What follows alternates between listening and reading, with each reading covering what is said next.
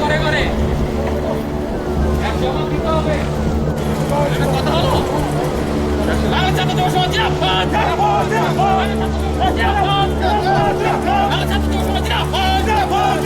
কেন্দ্র শিক্ষা বাংলাকে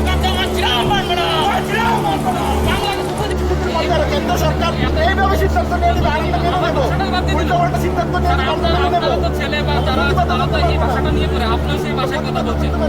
আপনার মাতৃভাষাটাকে নিয়ে ধ্রুপদী ভাষা থেকে বাদ দিয়ে দিল, ধ্রুপদী ভাষা থেকে বাদ দিয়ে দিল। আপনি ভাবেন তো স্যার, আমাদের মাতৃভাষাকে বাদ দিয়ে দেবে আর আমরা মেনে আমি যে ভাষাতে কথা বলি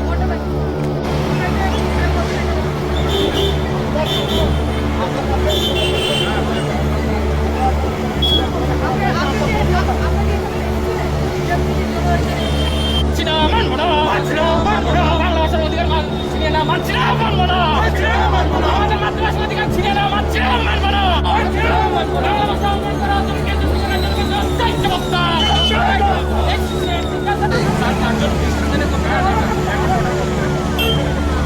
আপনাদের থানা থেকে তো বলতে 500 জন করা যায়,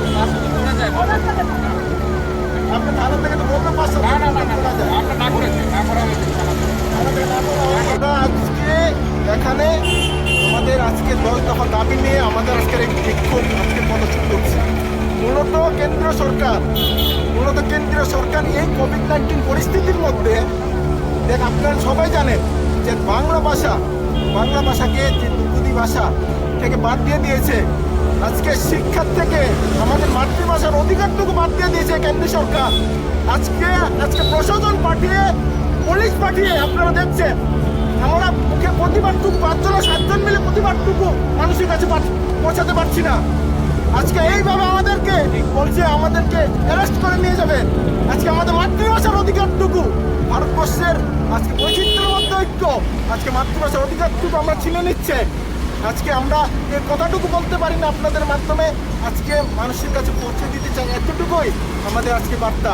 আমরা এখানে কোনো রাস্তা অবরোধ করতে আসিনি।